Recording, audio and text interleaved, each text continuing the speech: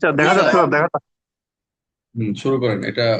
আপনি বলেন, পড়েন 909 নম্বর প্রশ্নটা পড়েন।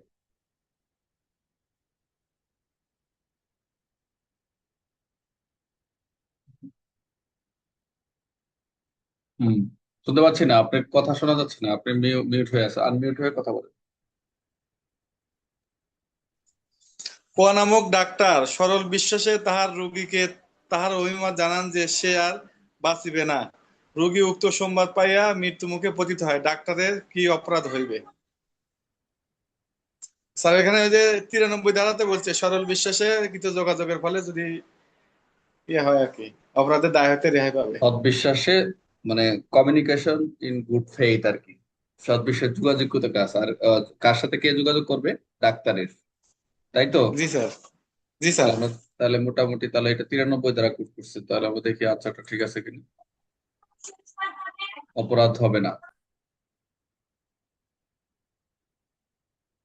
তাহলে অপরাধ প্রশ্ন অনুযায়ী ক নম্বর ডাক্তার সরল বিশ্বাসের কাজ করলে দণ্ড 93 মোতাবেক কি হবে না? অপরাধ হবে না, তাই তো? জি স্যার। তাহলে দণ্ডবিধি 93 দ্বারা কি বলছে? কোনো ব্যক্তির উপকারার্থে সরল বিষয়ে কোনো সংবাদ দেওয়া হলে, সংবাদের ফলে কোনো ক্ষতি হলে অপরাধ নয়। ম্যাক্সিমাম হচ্ছে এটা আমরা ডাক্তারের উদাহরণটা এটার সাথে ইনক্লুড আর কি। তাহলে 93 ধারা কি বলছে? কোনো ব্যক্তির উপকারার্থে সরল বিশ্বাসে কোনো সংবাদ যদি দেওয়া হয় এবং উক্ত সংবাদের ফলে যদি ক্ষতি হয়ে যায়, সেটা অপরাধ বলে গণ্য হবে। ক্লিয়ার? খুবই সিম্পল সেকশন, এবং জি স্যার, প্রত্যেকটা ক্লিয়ার। উদাহরণের সাথে এভাবে উদাহরণ দিয়ে পড়বেন।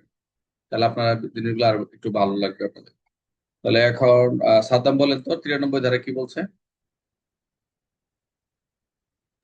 দণ্ডবিধি 93 ধারায় বলা হয়েছে যে কোনো ব্যক্তি উপকারার্থে সরল বিশ্বাসে কোনো সংবাদ দেওয়া হইলে উক্ত সংবাদের ফলে কোনো ক্ষতি হইলেও কোনো অপরাধ হইবে না। আচ্ছা, যদি পরীক্ষায় এই প্রশ্নটা আসে ডাক্তারের অপরাধ কি, তাহলে আপনি যদি শুধু লেখেন 93 ধারা মতো অপরাধ হবে না। যদি প্রশ্নে মার্ক 5 থাকে, আপনি বলেন তো এই যে এইটুকু, এই পুরাটা লেখে, এটা লেখে আপনি লিখলেন যে 93 ধারা অপরাধ হবে না, 5-এ 5 কত পাবেন আপনি? হয়তো আড়াই দিবে, সর্বোচ্চ 3।